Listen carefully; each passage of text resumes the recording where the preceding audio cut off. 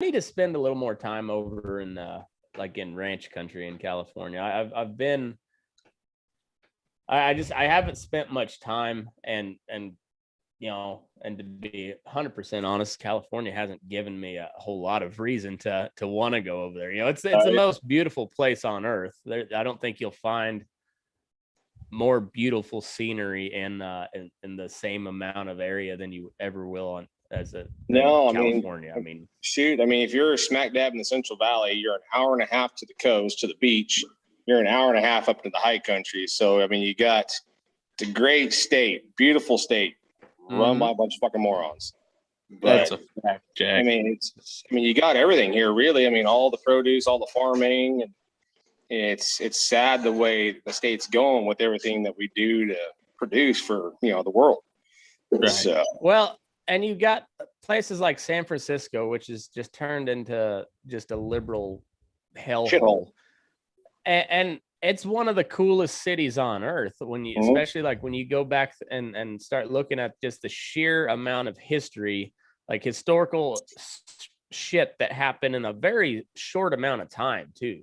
Like we're talking like a 50 to 75 year period where San Francisco like went through drastic change. And like, it was one of the, you know, like the main like key places it was like the key place on the West Coast to like that connected, you know, the rest of the United States to California. I mean, it was San Francisco, and there's just so much cool shit that happened there. And even like even in the, you know, the early to middle 20th century, when you have like all the like the Chinese gangs and shit in Chinatown, you know, even as it's growing into a major, you know, metropolitan city. There's a lot of cool shit there, and they've just ruined like that they just ruined it.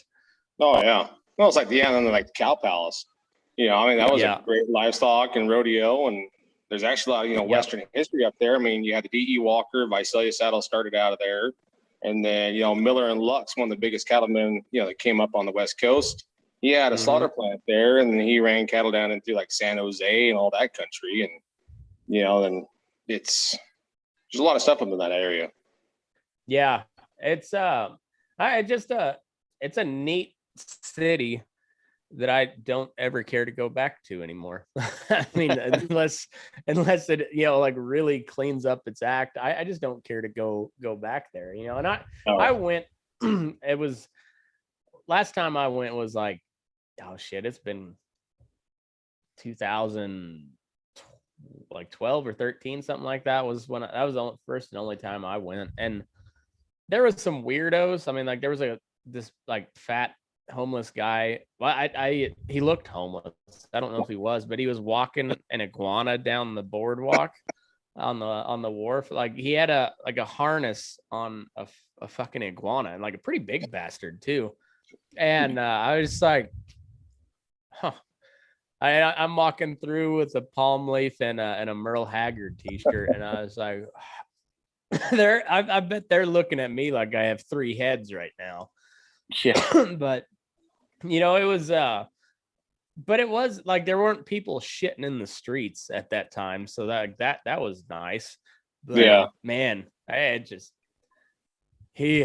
feel bad for y'all over there. I really do. Like, you can't really go anywhere. I mean, you got shit going on there, and you got like good operations. Just, man, I don't know how you guys do it. It's that's tough. Yeah, even Fresno's going downhill in the past. I don't know how long. It's been going downhill for a while here. You know, even with the population, they're shitting on the sidewalks, and you got to be careful because you never know if they're going to come at you with a needle or a knife. So it's been hard. Yeah, it's been real hard because it's just, you know, there's a lot of history too, like San Francisco with the Chinese, pretty much underneath Fresno, old downtown Fresno. There's a whole city of tunnels under there.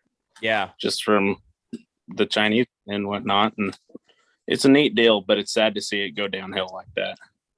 Yeah, well, and Fresno's always been kind of known as like a tough city, like kind of like Like you got to be like it. They're pretty rough characters that come from places like Fresno and Stockton and Bakersfield even. And that kind of the reputation for those. I mean, they're like, just like kind of like roughnecks and gangs. It seems like. Yeah, it's definitely the wild variety of people around here. Yeah. It's funny how like how do you have places like that are like you gotta like really have your wits about you if you're at the bar in some place or place like Stockton or Bakersfield, but yet you have like California has just such a pussy like mentality about it. It's so weird. It's true. So weird. Yeah, Stockton's a lot scarier than Bakersfield is. Bakersfield's still got a lot of Okies down there with the wheat, the oil patch boys. But yeah, my dad's whole family's from that Bakersfield country, and when he was going to the high school, he's from what they call Oildale, and the 08ers. And back then, the Green River Law was still in effect. And there was a sign that said, "Don't let the sun set on your black ass." It's still rough. And they always said the three things that came out of Bakersfield was Buck Owens, Merle Haggard, and the 99. Yeah. It's and a lot of those Okies that moved out during the Depression, like Oklahoma was still very much a very segregated place at that time. There was racism was what you could say it was pretty rampant back in the day. And but there's places like all throughout California that are kind of like that too. Like they've always been just a little on the shady side, I've heard. Oh yeah. I think interesting places. I think there's dumb rednecks everywhere. Yeah. I think the best way to put it is there's dumb rednecks in every state, I believe. But I never understood that mentality. There's definitely you can notice a difference in cultures and whatnot.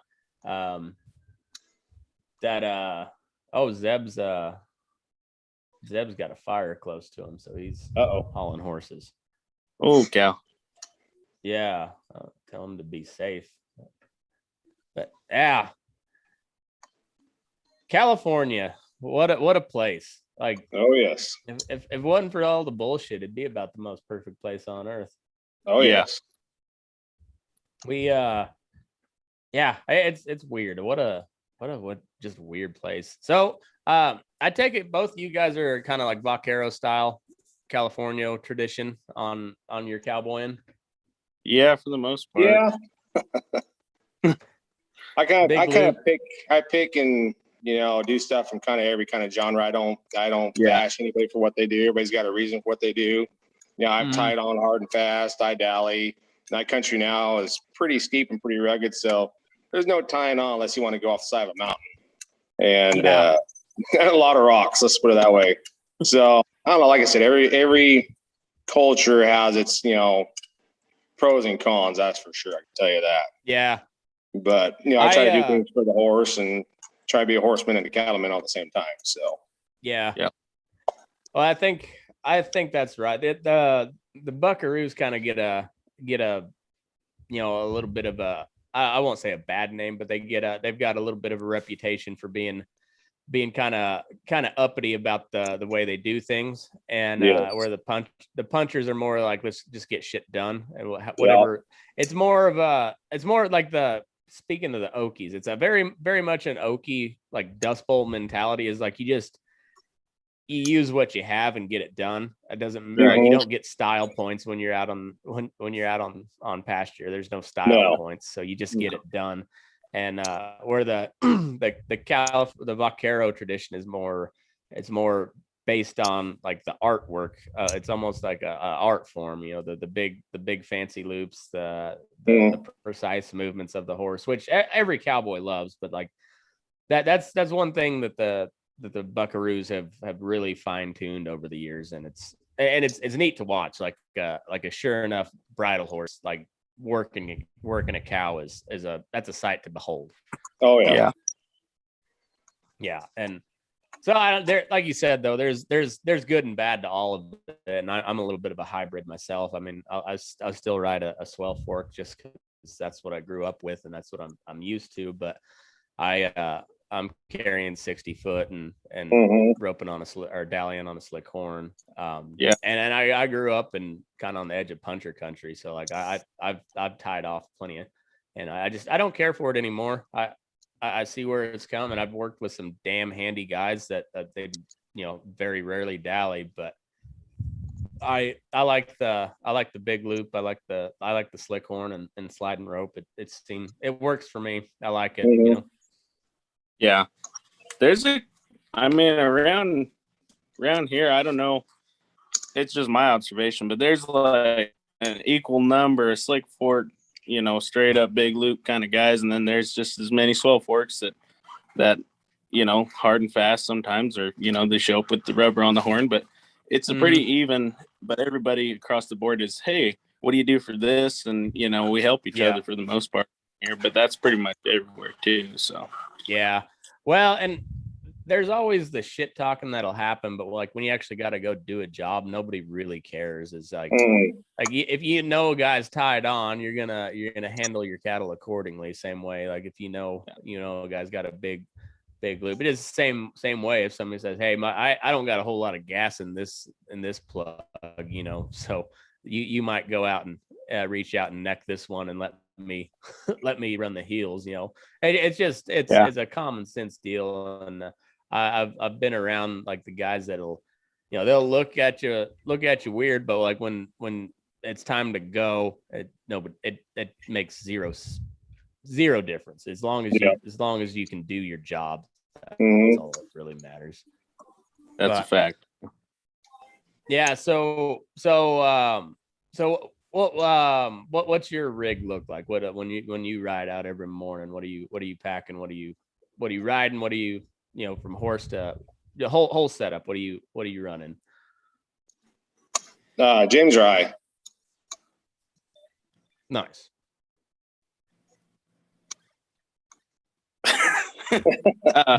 I'm riding a Mike Marsoli made saddle. My family used to own a tack shop here in Clovis back in the day, so he was the local saddle maker forever around here, and then eventually he moved up to Idaho. But it's kind of like a hybrid swell fork, but it's still got a big old nice horn on it, so it's a pretty sturdy saddle. Yeah, but I'd like to get a newer one here soon. Have a custom made saddle. Oh yeah, I've yet to order a full custom one. I'm working on a sponsorship, so hopefully if that goes through, I'll be able to get one, custom made. But I haven't done that yet. Yeah, they're expensive right now, that's for sure. But it's worth it too at the same time. That's something you're gonna have for a good long while, and you might as well make sure it's done for you and your horse. Yeah. So what are you packing for a rope? Actually, I've been really liking the 310 ranch ropes. I have a let's see, it'd be a poly blend 3-strand. It's that black and white speckled rope they got. And then another blend. What's that blue and white rope I pack? It's a nylon poly. Yeah, nylon poly. Like a 5/16. Yeah. Yeah. I think I know what I've roped with several. They're actually they buy their ropes out of Idaho. It's Cowboy Cordage who makes it. Yeah. And it doesn't matter who you buy it from, you're getting the same rope. And right. But those 310 guys are some ropey sons of bitches, man. They can fucking rope. Yeah. But the Cowboy Cordage makes damn good ropes. That's about all I'm packing right now. I don't know where 310 gets their wax cottons, but those are pretty nice too. Yeah. I do know. I went and helped partner Jordan brand here the other day, and it was about 102 degrees, and those wax cottons wilt pretty quick when it's that hot. They become real noodly. It's like a clothesline almost. Yeah. And no, they've got a lot of body to them, and then just all of a sudden it gets to a point and they just droop. You might as well be just throwing around wet spaghetti. Yeah. Well, how about you, Ben? What are you riding out? Right now I'm kind of riding the ranch cutter. I've had wades and stuff like that. And actually, I had a Castagno weight that I sold to Zeb a couple years ago, and I got into a swell fork with a post horn. It rode really good, and then I was like, well, I kind of want something a little different, a little smaller horn. Went with the Cactus Rancher, and that was a good rig for a little bit, and just picked up a new ranch cutter. Started doing more of the cow horse ranch versatility stuff with the horses we got here on the outfit. So I'll ride that, and that's super comfy, fitting the horses really good. Then I'm kind of on a kick on a King Ranch rope right now, 60 foot. It's been really good. King is always good. Yeah, I've never really had one. I've always had a lot of different stuff. I tried the 310s, the cottons, but I've had this King rope, and I've been to a handful of brandings with it, and it still comes back true at the end of the day. Somebody put the rope on wrong, and it's like, oh, God dang it. But sit there and kind of work it out for a second, it kind of comes back. And I'm pretty religious. By the time I get home from Brandon Caswell, I'll go and I'll pull it out on the post. Pull it out, let it untwist, pull it out, and then I'll coil it up, put it in my bag, and then pull it the next day, and it's like brand new. Yeah. So I ride that, and then I got a set of medicine bags because I do mainly everything by myself, kind of a one-man show, and until I can get my wife to come help me heal a little bit, all that can be still healing for me, and we try not to get in too many whirls about it, but what's your best or your favorite method when you when you're doctoring? Like you just wrap them up, lay them down? For the most part, I just try to line them out, get them necked, and then most of my horses, they're not super big. My little bay mare, she's all about 1,000 pounds, and I roped some cows that are bigger than her. But I just kind of drift them out a little bit, kind of air them out. When they kind of get aired out a little bit, then kind of wind them up and grab a back leg and just kind of easily knock them over. And run to, get short and tie up the front feet, and then I'll set my rope and go to working. So that's kind of my method too. It's fun to bust one every now and then. No doubt about that. But I like just laying them down. It works. Works nice. Pretty handy. It's not the quickest way, but it seems like it goes the smoothest. It does. Might take a few minutes longer, but like I said, I try to take care of my cows and be a cowman while I'm doing it. So I try not to hurt them, Well, unless it's one that needs about 60 cc's of nylon, then she's going to get, Yeah. But for the most part, you can slide a little rope out there and let them choke out a little bit, about 40 foot out there, and then you just pitch your slack right around them, and it's just pretty easy that way. And but I mean, there's always those ones that just don't quite go like you think they should. But been there. It always you always have some of those. There are ones that just will not choke down. Like you're like, how are you still alive even? like I don't understand how you're still up and active. Like you should be dead. the amount of time you've stood with my horse sat back, like you should be dead. And they just they just will never choke out. And those are the ones that get busted. You just pitch your slack hard left. Wow. Yeah. They eat their Wheaties. Let them drag for about 20 yards before you finally whoa up, and then they'll be ready to they'll be ready to be nice then. Yeah. That's what the punchers get a bad name for is busting them all the time. But if it's when it's done right, it just looks a lot more brutal than it is. Right. It's like most things with livestock. It looks a lot more brutal than it is because you just how fucking big they are. I mean, when you talk about a 300-pound man, that's a pretty healthy. Well, maybe not healthy, but that's a rather large fella. 300 pounds, and that's a 6-month-old calf. Mm-hmm.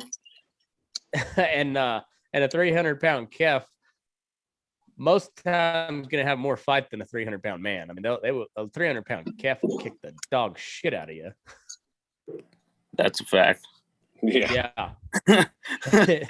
It's kind of weird back. when. Yeah. Go ahead. I'm just going back in my memories, and Ben's seen it several times. I always sometimes wind up underneath them. Just getting the mud hole stomped in you the whole time. Yeah. It's it's funny. Some of those guys, or some of those kids like when you think about what it means to cowboy for a living. So like you're a horseback moving cows. And so, but when you break that down, like you're taking a 800 to 1,200 pound animal, and you're breaking him so that you can get on his back, so that you can push around another 800 to 2,000 pound animal with this horse, with this animal that you. It's when you put it like that, it's kind of a weird profession.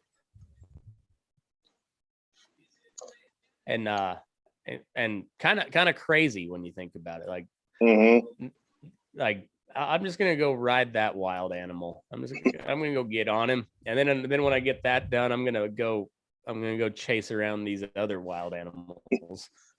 It's a hell of a good time, though. Oh yeah. So, even on like days like today, where it was hot, it still beats the hell out of just sitting behind a computer all day. There's days I wouldn't mind sitting in the office, but I wouldn't want to do that job.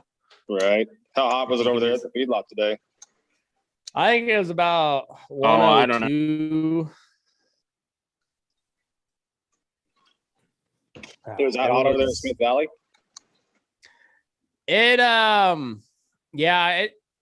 I think the hottest it's got so far has been about 102. We're supposed to hit 106 this weekend, and that's plenty hot for here. I mean, that's plenty hot for anywhere, but it doesn't typically get up. I mean, we'll get 100 to 102, fairly regularly during the summer, but not much hotter than that.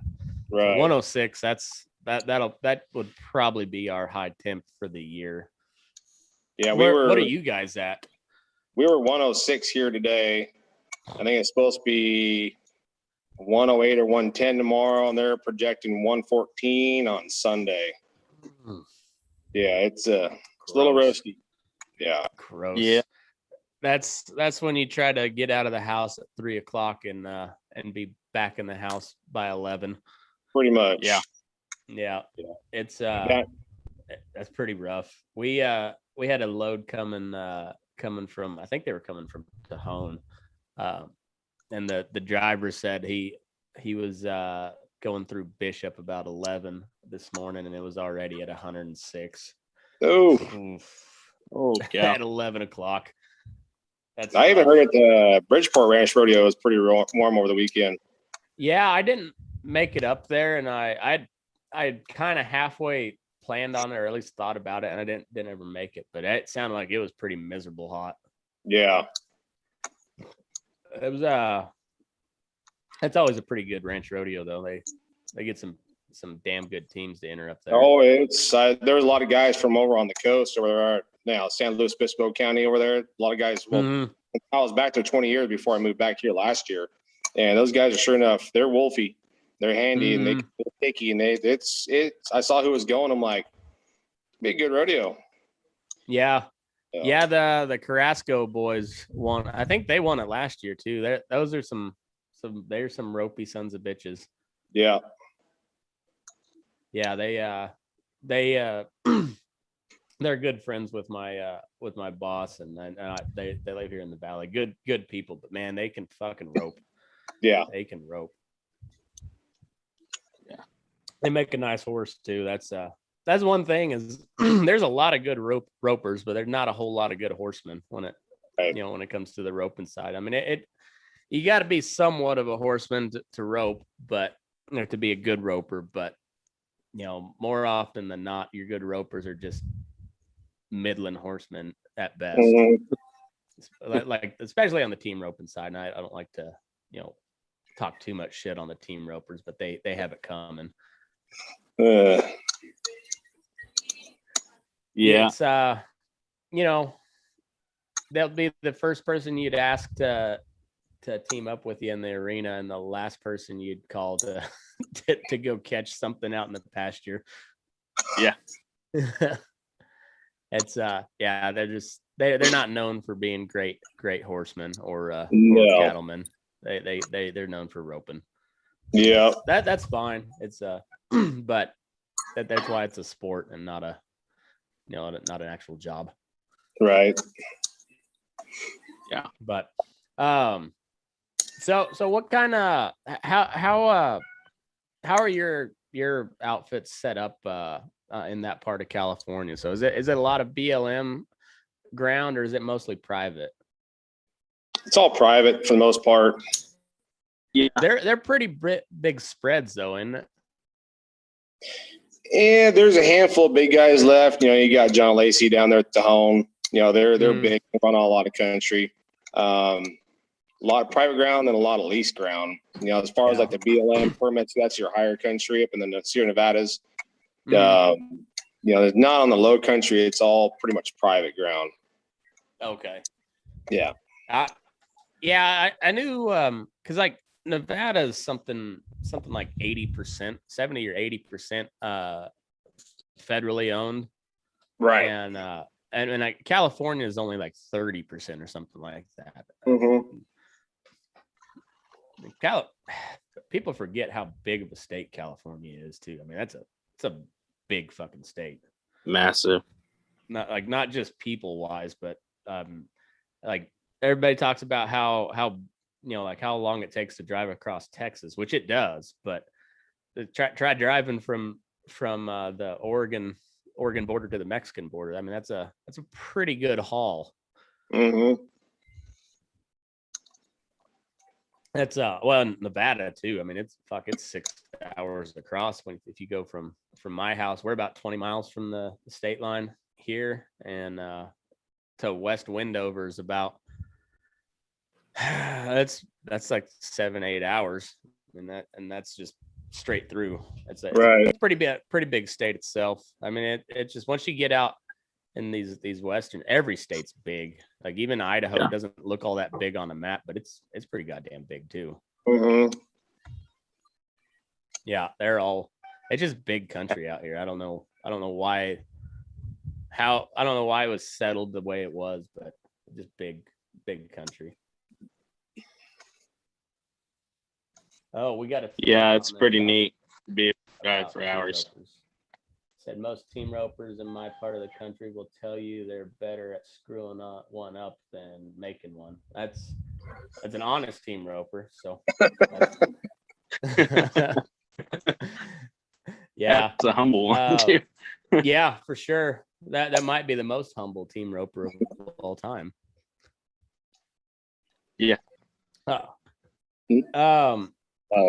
like, is it a lot of brushy country, or is it, I guess you guys are kind of more like it's more like farm type country in your part of the state, right?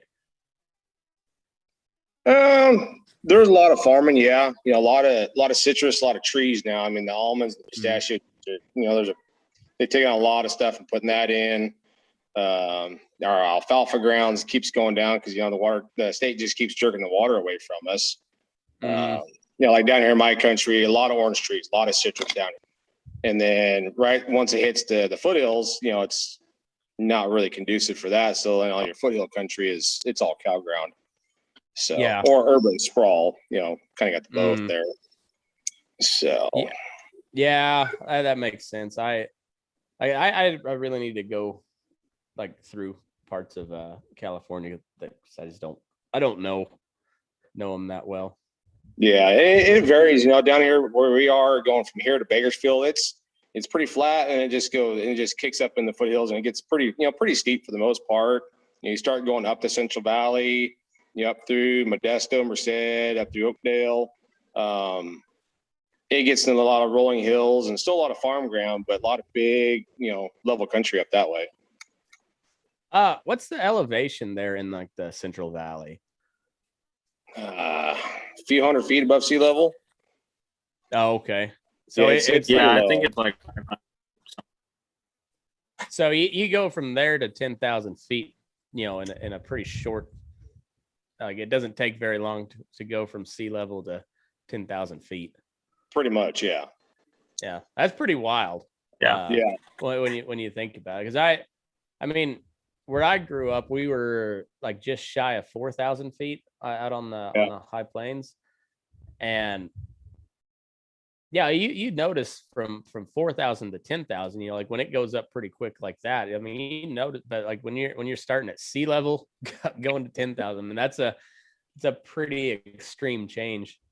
Yeah, it's California, that crazy place. Like yeah, the whole geography of it's just kind of crazy. Yeah, and it's funny, you talk to Midwesterners and they're scared of our earthquakes, and by God, we're scared of their freaking tornadoes. It's the weirdest thing. Like we had we had earthquakes today, and of course I was outside, so I didn't feel it, but my wife texted me and she's like, "Did you feel that earthquake?" And I was like, "No." The guy that works with me, I said, "Did you feel an earthquake?" And he said, "No." And it turns out there was a 6.0 magnitude earthquake just that 15 miles from here. They had one up there by Colville here in California, up there on the border. And then they had a little one southeast of Stockton. Yeah. They had like a 6.0 here, and then like Bridgeport had a 4.5, and Markleyville had a whole bunch of them. Like they had one big one, and then like a whole bunch of aftershocks, and I never felt a single thing. But it's funny. I've had so many people ask me about tornadoes and they're like scared to death of tornadoes, and I was like, man, where I grew up, you can it's an old joke. You can watch your dog run away for 3 days. It's so flat. So like you see a tornado coming, like you can, and you're far more likely to have somebody ask you to, or ask if you want to come chase it with them, than they are like, like be scared of it. They're just like, "Hey, we're going storm chasing you in. Fuck it. Yeah, let's go. Grab a 30 pack. Let's go."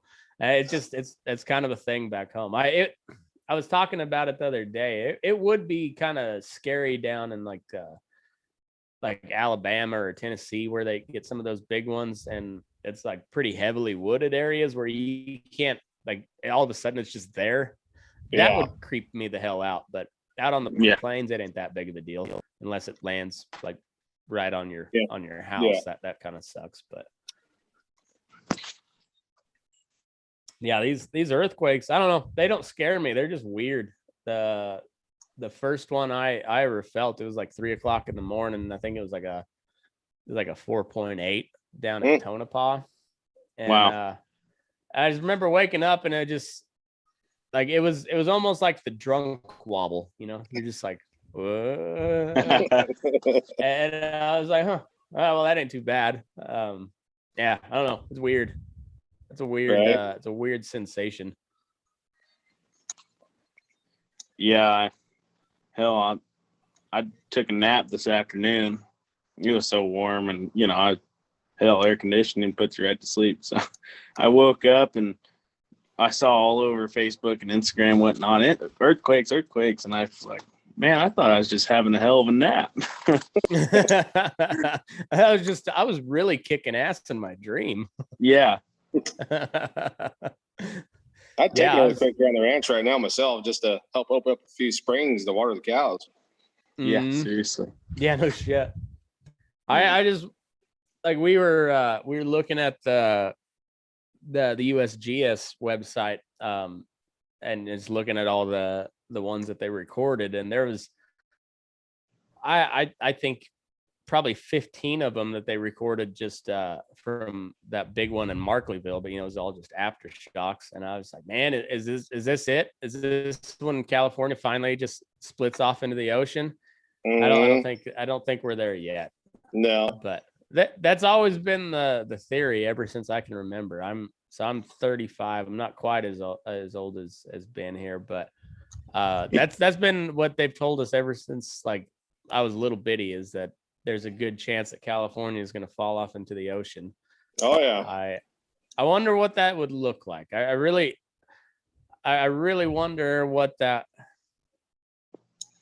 You would think I wouldn't imagine that'd just be an all of a sudden thing where it just like rip and just goes. It just fell off think one that'd day. be I think it'd be a gradual thing where it just like it starts to lean, and then it's like you got the leaning state of California. You can like every year you straddle the San Andreas Fault, and it just gets you end up doing the splits. You do like the Jean-Claude Van Damme splits on California.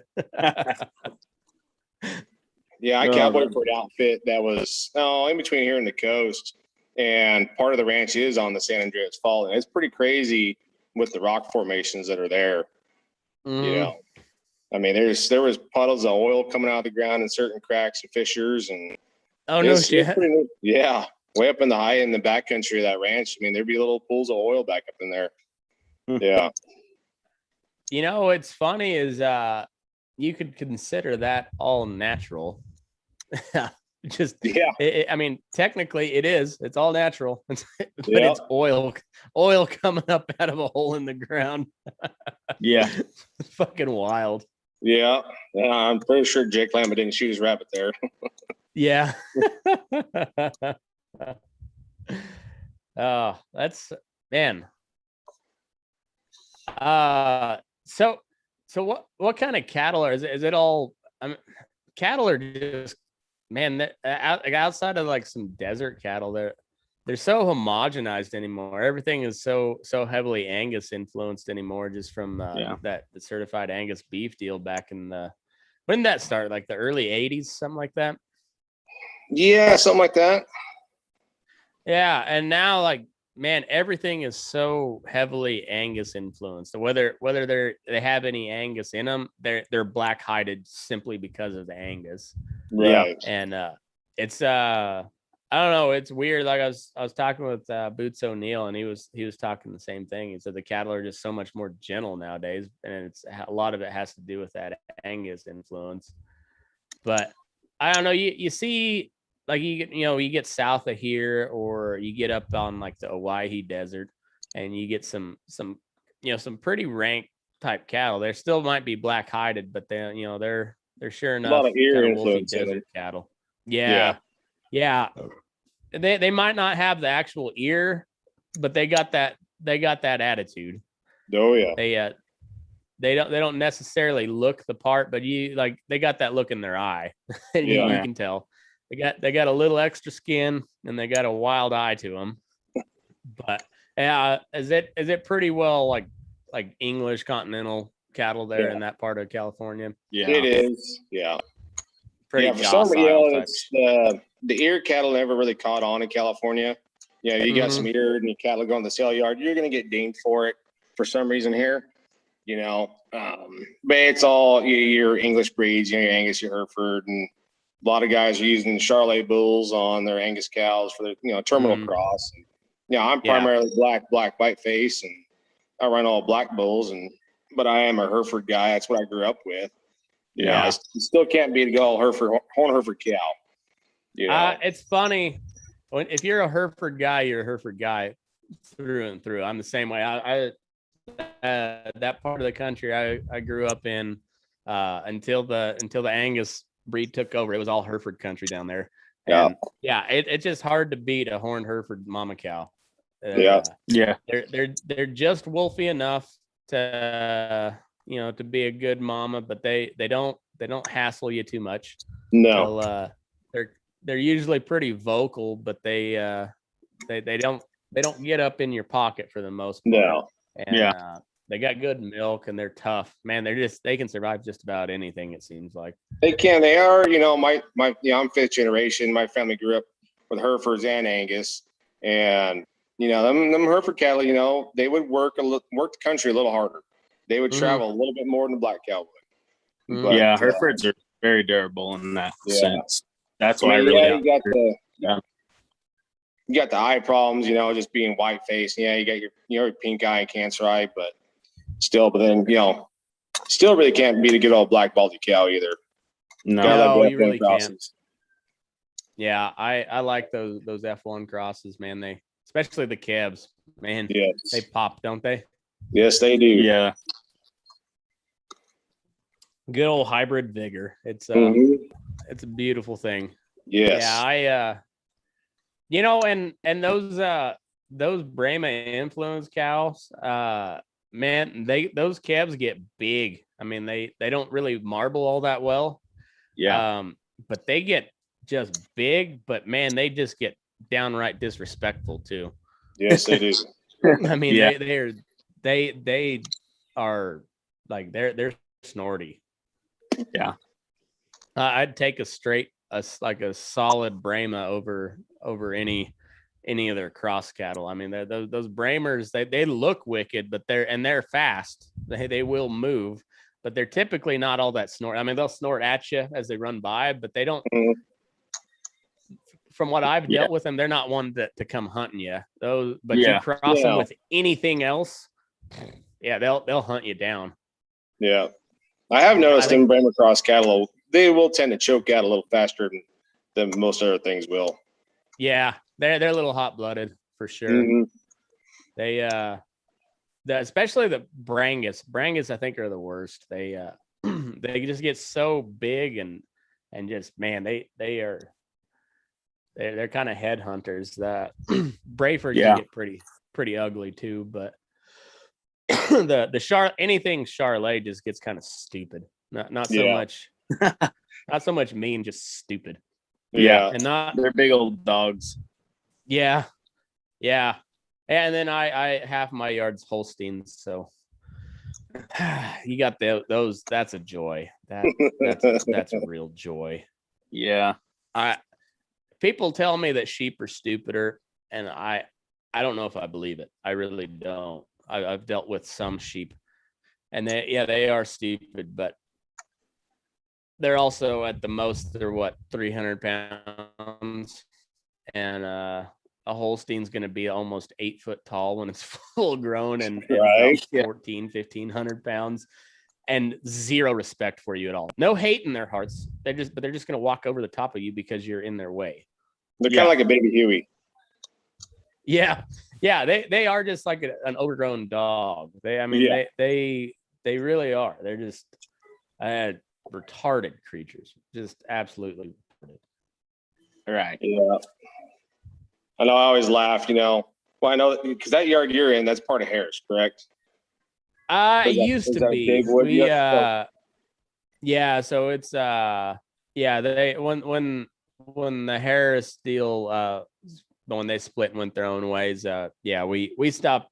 We still, for a little bit, we fed some or backgrounded some cattle for Harris, and every now and then we'll still see a Harris truck. Like we had a Harris truck show up today, but that whole partnership's pretty well gone now. And then because I think was it Quello or BPI ended up buying out the feedlot portion of Harris, I think.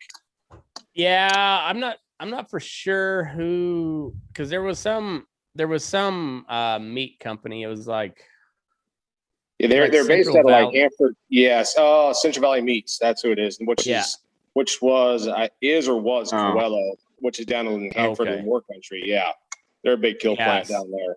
Mm-hmm. Yeah, so they ended up taking over the beef side of it. So they I think Harris retained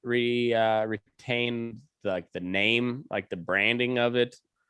It was weird. I don't know, how those big, that was Harris is the biggest beef company on the West Coast by, as far as like a branded beef product. They're the biggest ones on the West Coast by quite a ways. And Simplot runs a lot of cattle, but they don't or Agri Beef and Simplot run a lot of cattle, but they don't have that big branded program like Harris does.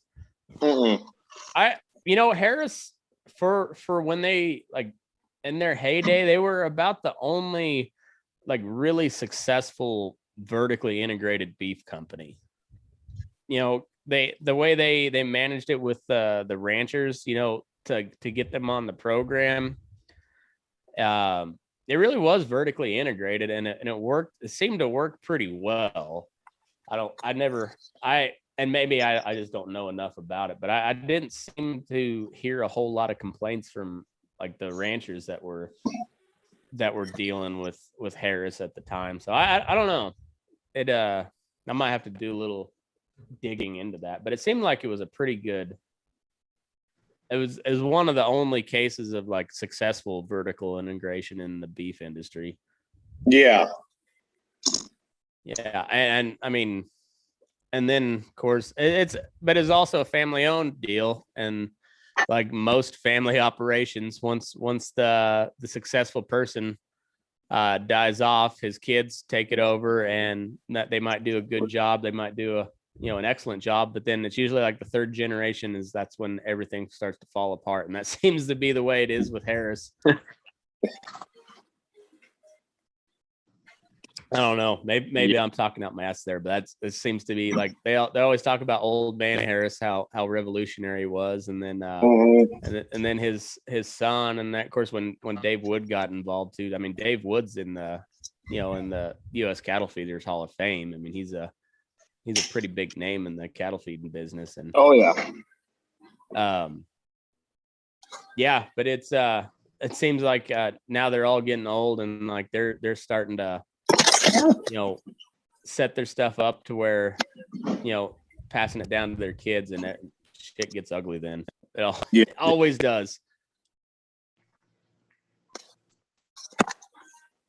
Yeah, I can understand that because I've worked a couple different places where it's the same deal. The old man dies off, and it moves down through the family, and slowly but surely the family start to get more disinterested in it, and it's kind of a sad deal to see even the small side of the road mom and pop operation just kind of go down the drain slowly but surely. How bad was the COVID bullshit in your part of the state? Like I know California as a whole was pretty awful, but like was your local sheriffs and everybody like really enforcing this shit? I wouldn't say the sheriffs were really enforcing it so much, but you go to the Walmart and you got your average Karens walking around, and it just not I stayed home for months at a time. I didn't have any use to go anywhere near town. I don't blame you there. Yeah, it seemed like it was more the county officials and everything that pitched more of a fit on anything. The cops, the sheriffs, they left everybody alone, but they had everybody so freaking spooked and scared around here. It was just ridiculous. And there's still, we're open, but in certain restaurants, it's still, you think they're still panicked about it, and then some are just like, cool, it's just, it was what it was before everything happened. So it's just, some people believe the hype, and well, and I understand that. I mean, if you, especially I've been kind of comparing some of the, going back to some of the headlines like last April and May, particularly with like the lab leak or like the testing. I mean, and there was so much bullshit in the news. It's just so hard to keep track of all of it. Yeah. But like when you look at some of the headlines that they were running back when this shit really kicked off, like it's no wonder people were scared out of their mind. Like, they hyped it up like it was the next coming of the bubonic plague. Yeah. And then like I'm out here in little old Smith Valley, Nevada, and we're not a long ways from anywhere, but like we're kind of out in the middle of nowhere. Yeah. And like you hear all the horror stories, and like life just keeps plugging along, and you hear about how many people are dying, and nobody that I know of, like I know personally, has died from COVID. There's been some big names. I mean, Joe Diffie for one, R.I.P. Joe Diffie. Yeah. But I'm sure it wasn't the diabetes or the alcoholism or any of that really killed him. But it was it was COVID. COVID. Yeah, it was COVID. Yeah. Yeah. I mean the diet. Yeah. The diabetes had nothing to do with it. No, that's Nothing one thing they always against seem Joe to leave Diffie, but out was they always seem to leave out the pre-existing conditions everybody had that passed away from. Yeah. The personal deals that didn't come out very often. Yeah, and like there's no doubt it was a real thing. I mean, it happened. But you look at who actually died from it, and like, well, there's a good chance half of those people are going to die in 2020 anyways. From the flu, which from seems COVID, to have or the disappeared. common cold, or the flu, or just good old diabetes. Who knows? And diabetes. Diabetes. Yeah, it's just and now they're gonna go door to door, making sure you've been vaccinated. That's gonna go over well. Right. Good luck. Good luck coming to my house. I just like man, it's you've taken like I don't think like the whole anti-vaccine movement was a real big issue before 2020, but it's going to be an issue for a while now. Yeah. Nobody is going to trust a vaccine for a good long time. No. And that's sad. That's the sad thing about it is there's a good chance that this like mRNA vaccine could be like groundbreaking and revolutionary and like have so much good behind it, but there's been so much bullshit propping it up that nobody is ever going to trust, or like half the population is ever going to trust a vaccine anymore. And it's it's wild. Yeah, that's correct. I don't know, man. Like Ben, I'm sure like you've done plenty of research into cattle vaccines, and that like the way this mRNA deal thing is, like if it's safe, and it honestly looks like it should be, it appears like it's going to be a safe vaccine. Like that is a groundbreaking technology. Like that's you skip so many steps in the development of a vaccine by just being able to plug in something into this deal. Like you plug in a little bitty piece of this virus. I mean, that is pretty fascinating.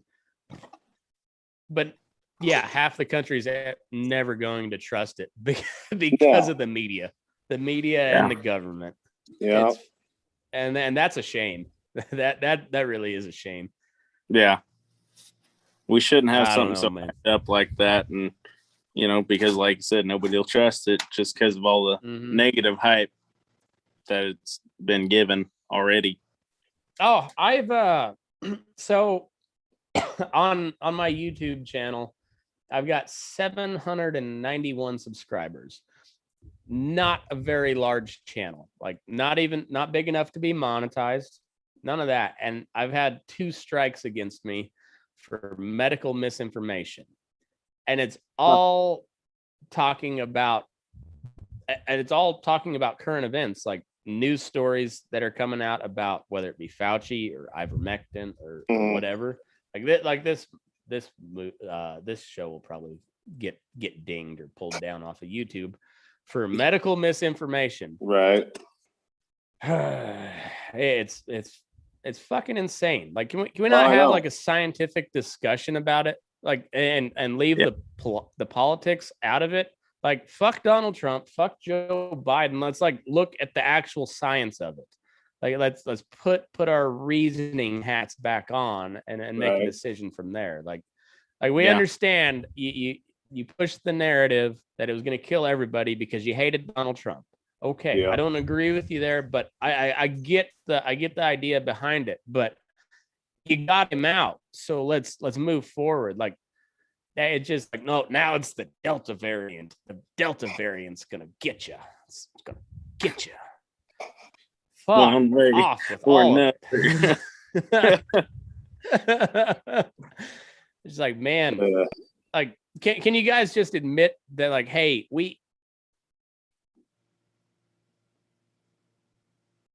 no, we can't do that. We just got to keep. You can't admit that we were wrong. Can't admit that we were wrong. So just got to double down even harder. Yeah, exactly. Now I think the ivermectin thing was working because, you know, with the ranch with all the horses here, they were only allowing us to buy like 6 to 12 tubes of ivermectin a week.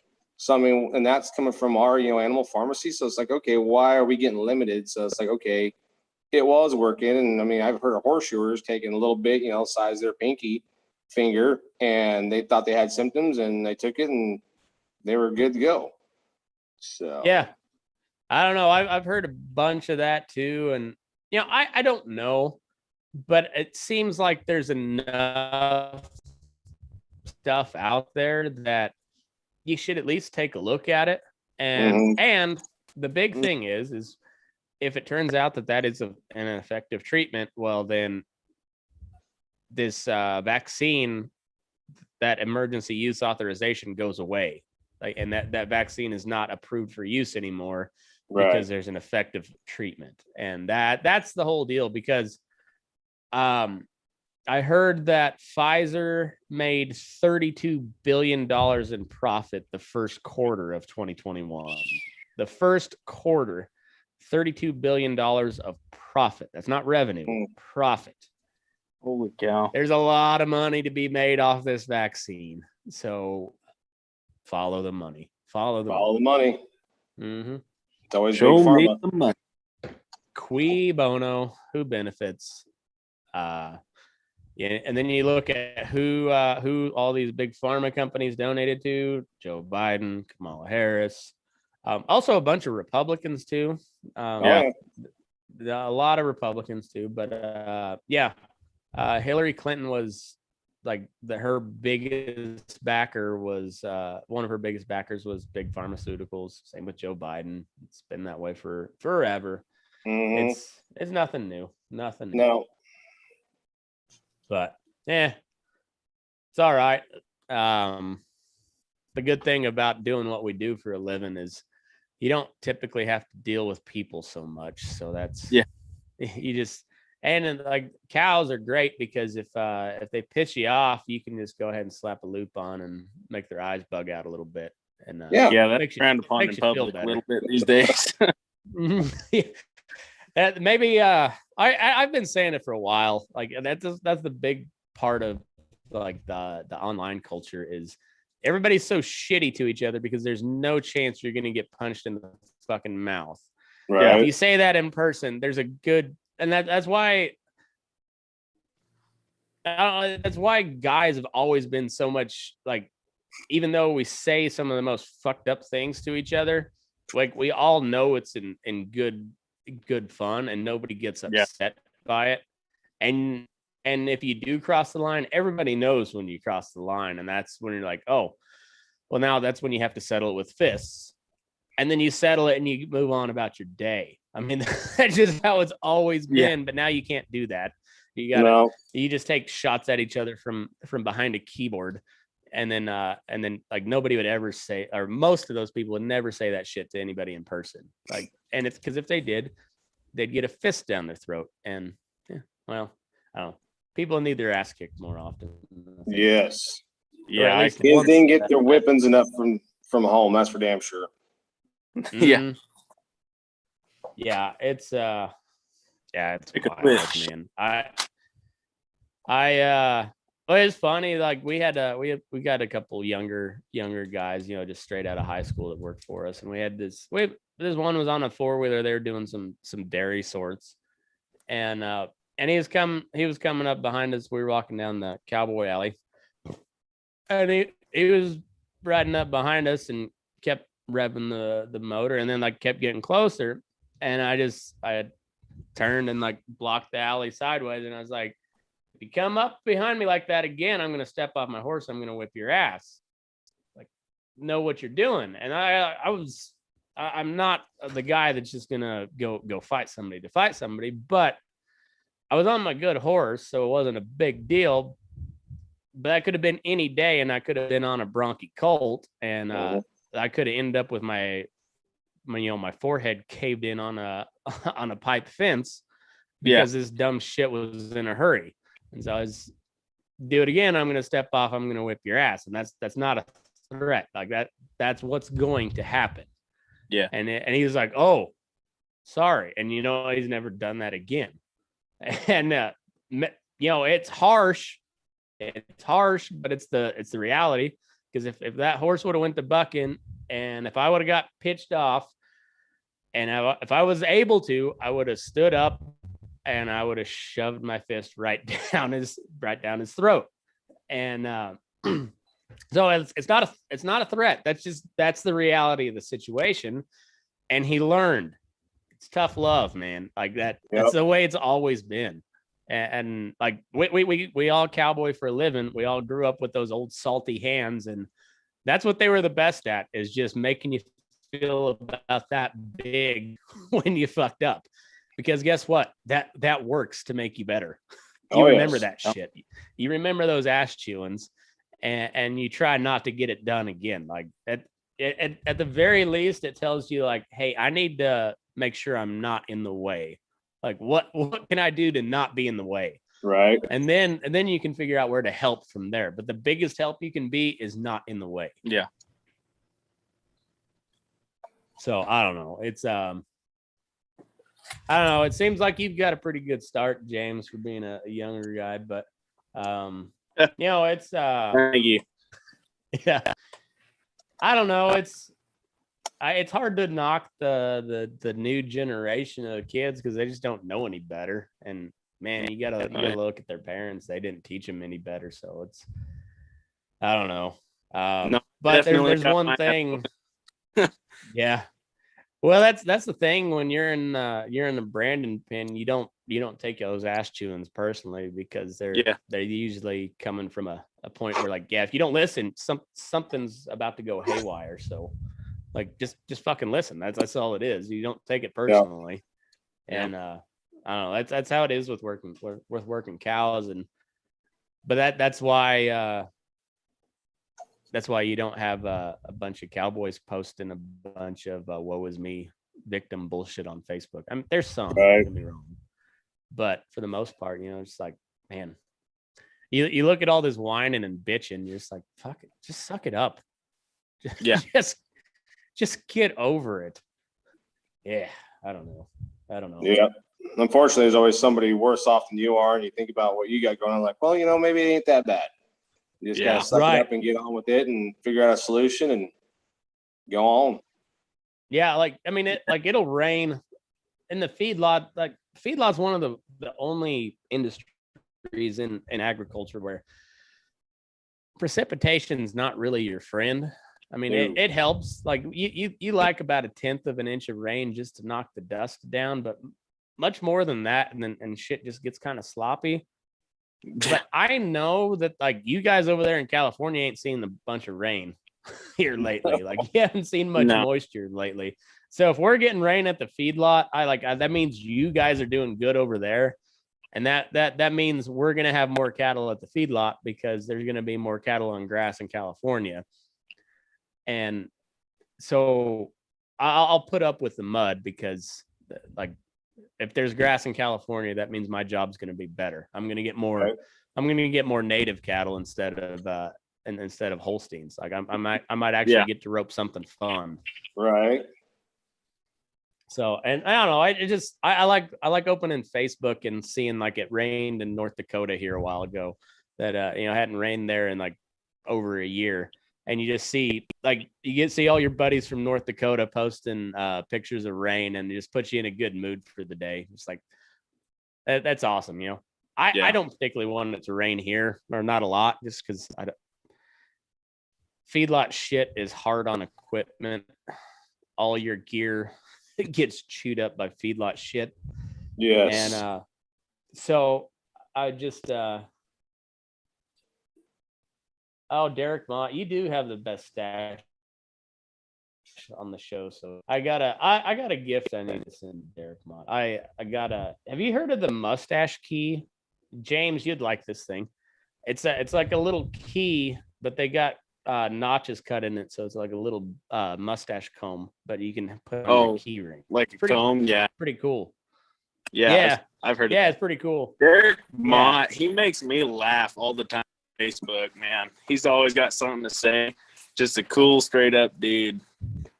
Yeah, he's a hoot. There's not much filter on behind old Derek Mott. He just kind of says what's on his mind. Yeah. Yeah. It's and I'll cool. See people on Facebook. Mm-hmm. Go ahead. No, go. You finish your thought. Oh, I was gonna say I see people on Facebook all the time, and they go into arguing about Lord knows what on some of these cowboy buckaroo chats and whatnot, and then I see Derek Mott's comment, and I'm like, heck yeah, man! Way to tell him how to cow at the cabbage, because he's, in my view, he's right. Yeah, he's right far more often than not. No, it's just I like I like looking at some of those arguments that those guys get into, because it's over stupid bullshit. Like the good arguments never happen over like a legitimate topic. The good arguments always happen over stupid shit. Yes. Yeah. And like it really make like I don't even remember a good example, but it's over shit that nobody should be arguing about.